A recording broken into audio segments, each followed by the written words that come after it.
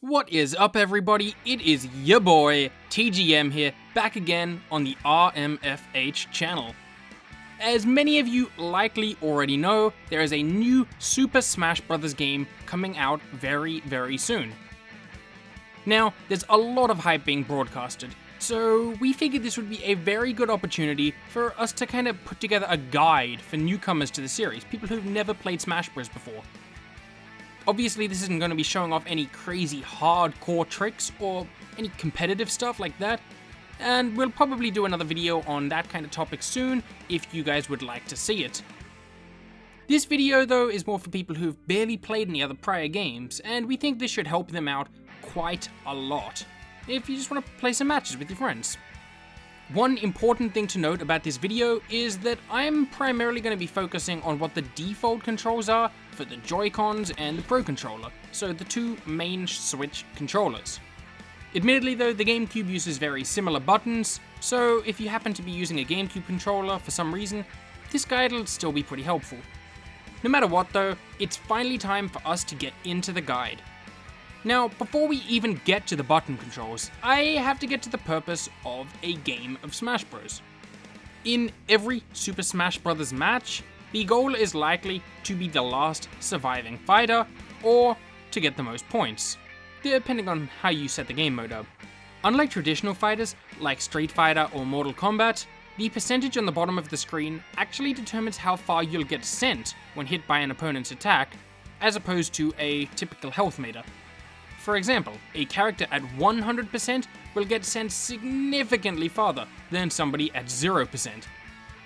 While attempting to kill an opponent, there are mainly three ways to do so. Commonly, it involves knocking them off either side of the screen.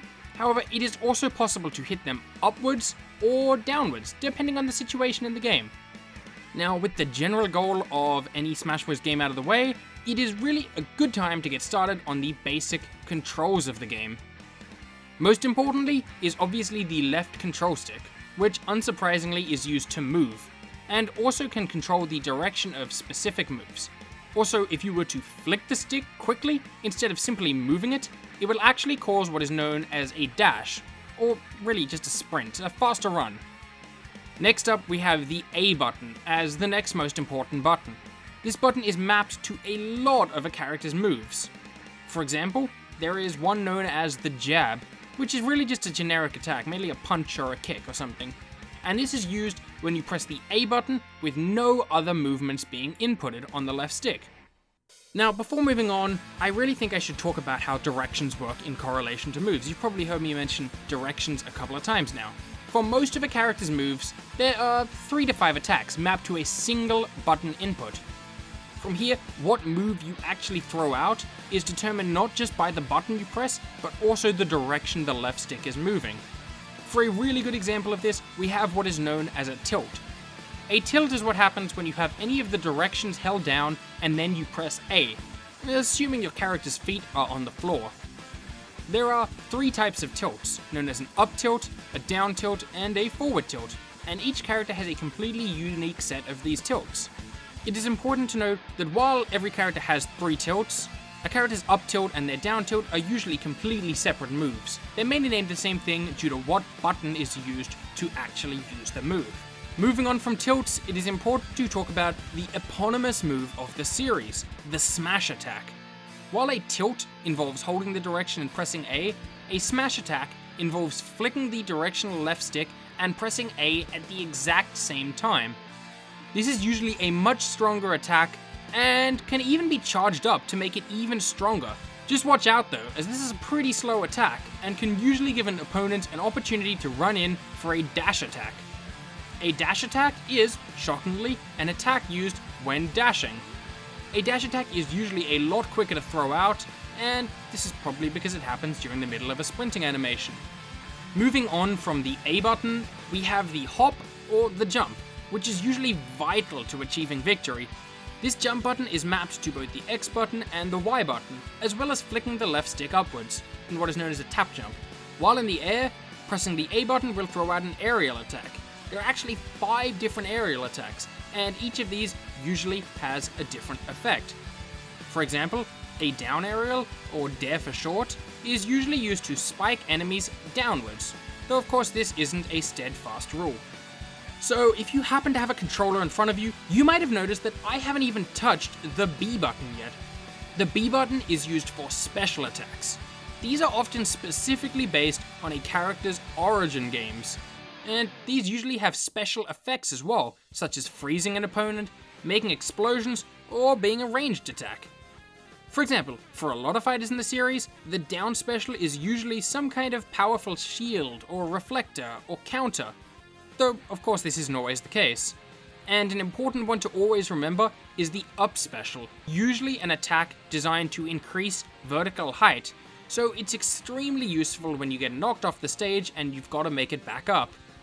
Beyond all of these basic buttons though, there are a few other important moves you should always know, which are mapped to the buttons held on top of the controller. Of these 4 buttons, 3 of them, the R button, the ZL button, and the ZR button, are mapped to the shield. This is basically a small little energy force field that blocks all moves sent out by the A and B buttons, with only a couple of exceptions. This will get smaller and smaller as it's held up or as it's hit, and if it gets too small, it'll break, stunning you for a long time.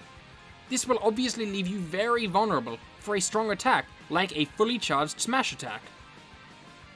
Next up is the 4th button up the top, the L button, which is used for a grab, which, shockingly, grabs an opponent, who can then be thrown in any direction. The interesting and important thing about a grab is that unlike a lot of other moves in the game, a grab actually beats a shield. So if your opponent has a shield up, while a jab, tilt, or smash attack would usually do nothing, a grab will function exactly the same as it would have had the shield not been active. Now, hopefully you should know most of the basic moves in Super Smash Bros. Ultimate, and all of the prior games as well. Obviously, just watching this video will not get you 100% ready for every match, however, if you've never played a game of Smash before, this should prepare you pretty well for your first couple of practice matches with a friend or something. And as always, remember to like the video and comment down below with whatever has you hyped for Super Smash Bros. Ultimate, whether it's the new characters, the new stages, or the new combat mechanics. And remember, this RMFH channel has shirts on sale, now in black and white as well. Links are in the description.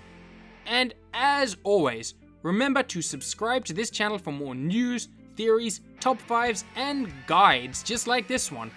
And as we always like to end off here, I really hope you're having a fantastic day, and peace out.